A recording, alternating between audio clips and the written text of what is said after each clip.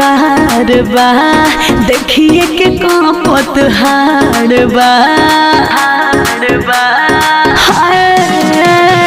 गाढ़े रंग चटकार बा देखिए के कांपत हाड़ बा फगुनी बेअरिया के जान न जाता केतना ओढ़त बनी रजाई चोली में रंगवा डाले न दे पूरा शरीरिया पाला हो जाई चोली में रंगवा डाले न दे पूरा शरीरिया पाला हो जाई चोली में रंगवा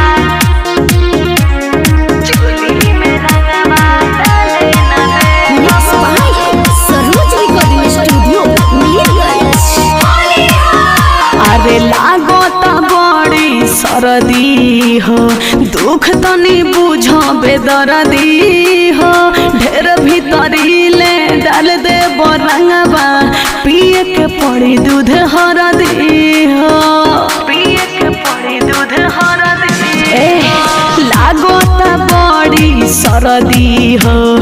दुख तनी बुझो बेदर्दी हो ढेर भीतरीले डाल दे रंगवा पिए के पड़ी दूध हरदी हो तूनी दर्दी बाड़ो ये राजा तहरा तनिको माया नयाई चोली में रंगवा डाले न दे पूरा शरीरिया पाला हो जाई चोली में रंगवा डाले न दे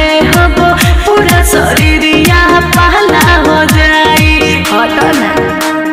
चोली में रंगवा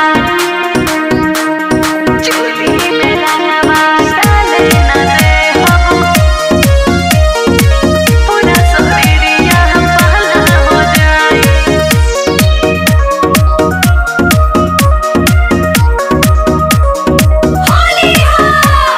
भीतर बावे बुखार हो कहीं कलो न दोसर जोगार हो मिथिलेश साहनी बतिया के बूझो बनो न तू हथियार हो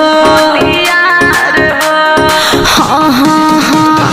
भीतर बावे बुखार हो कहीं कलो न दोसर जोगार हो मिथिलेश साहनी बतिया के बूझो बनो न तू हथियार हो बहुत बारी सुनो मुसरमा काम न करो त कौनो दवाई चोली में रंगवा डाले न दे पूरा शरीरिया पाला हो जाई चोली में रंगवा डाले न दे पूरा शरीरिया पाला हो जाई अब छोड़ देना। Present by MS music Mirganj.